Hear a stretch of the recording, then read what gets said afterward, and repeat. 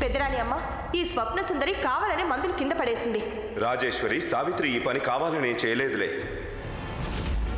ఇంత చిన్న విషయాన్ని ఎందుకంత పెద్దది చేస్తున్నావు? రాజేశ్వరి, మమ్మల్ని క్షమించండి. మేము ఏ విధంగా అయితే మీతో ఇందాక మాట్లాడామో మేము అలా మాట్లాడి ఉండకూడదు. మీరు చేసిన సేవ లేదా శ్రమ లేకుంటే మేము బతికుండే వారమే కాదు.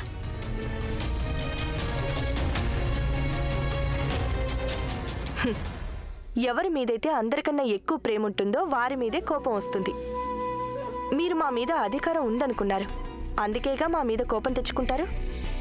అయినా అది కాక భార్య భర్తలన్నాక కోపతాపాలు మామూలే. అయినా ఇదేమైనా మన మొదటి గొడవ చెప్పండి రానగారు.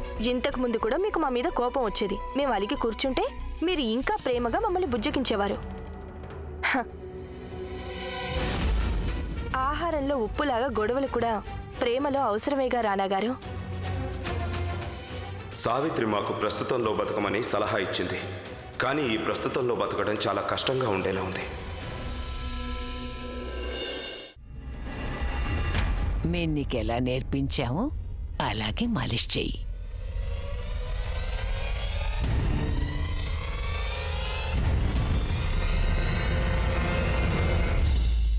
పెదరాణి అమ్మ, దీని అవసరం ఏముంది చెప్పండి? అవసరం లేకుంటే మళ్ళీ వదిలే రాజా సాహెబ్. లేదు లేదు లేదు, అంత బాధగా కూడా ఏం లేదు.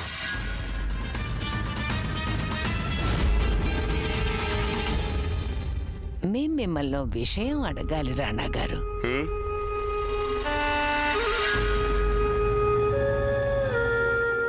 రాణి గాయత్రి గారి ఈ గాజు మాకు మహల్లో దొరికింది.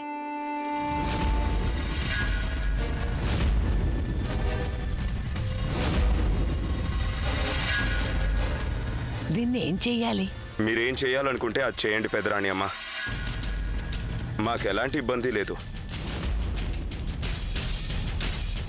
రాణి రాజేశ్వరి, మీరీ గాజు వేసుకుంటారా?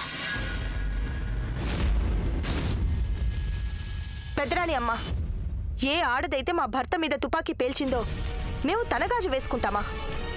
ఎప్పటికీ వేసుకోము. అయితే మరి ఏం చెయ్యాలి? గాజుని బయట పారేయించమా? పెదరాణి అమ్మ, మీరేం చేయాలనుకుంటే అది చేయండి.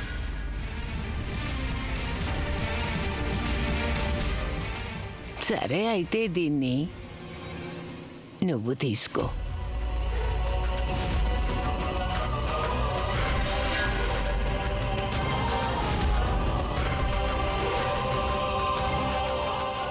నువ్వు రాణా గారికి ఇంత సేవ చేస్తున్నావు కదా, దానికి నీకు బహుమతిగా ఇస్తున్నావు. నువ్వు ఇంకేమన్నా చెప్పాలా? ఇంకేమన్నా అబద్ధం చెప్పాలనుకుంటే చెప్పేయి. నేను చూడాలనుకుంటున్నాను నన్ను మోసం చేయడానికి నువ్వు ఎంత నీచానికి దిగజారగలవు అని. ఎందుకు ఆలియా, ఎందుకు నువ్వు ఇలా చేసావు? నీకు తెలుసు కదా, నానమ్మ తర్వాత నీ ఒక్కదానిని కదా నేను పూర్తిగా నమ్మేది. ఏమన్నావు నువ్వు? ఈ మధ్య అన్నిటినీ మర్చిపోతున్నావా? అది చాలు. వాటిలో ఉన్న శక్తి విషయాన్ని గ్రహించి మనకు వివరిస్తాయి.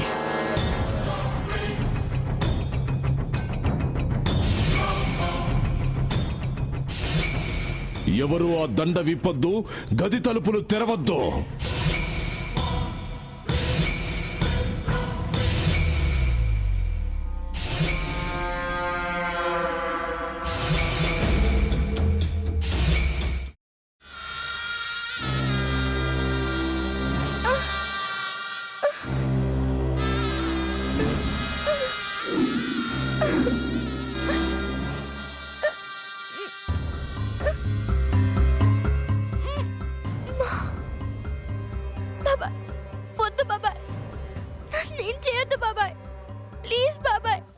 నీకు నిజం తెలిసినప్పుడే నా ఆలోచనలో నువ్వు చచ్చిపోయావు. అబ్బా ప్లీజ్ కొంచెం తినండి ప్లీజ్. భీమారావు గారు మీరా? ఇగో మీరా కాదు సక్కుబాయ్. అవును, మీ పనామే లేచిపోయిందని చెప్పి కంప్లైంట్ ఇచ్చినావు కదా. రేయ్, ఆయన కంప్లైంట్ ఇచ్చింది లేచిపోయిందని కాదు, కనిపించడం లేదు అని. అట్లానా? సరే మేడం. ఇడియట్. ఆ వంట మనిషి పేరేంటన్నారు? రత్తాలు మేడం. ఏం పెద్ద మంచి, నీ వంట మంచిని కూడా మేడం అని పిలుస్తావా? రేయ్ హాఫ్ బ్రెయిన్,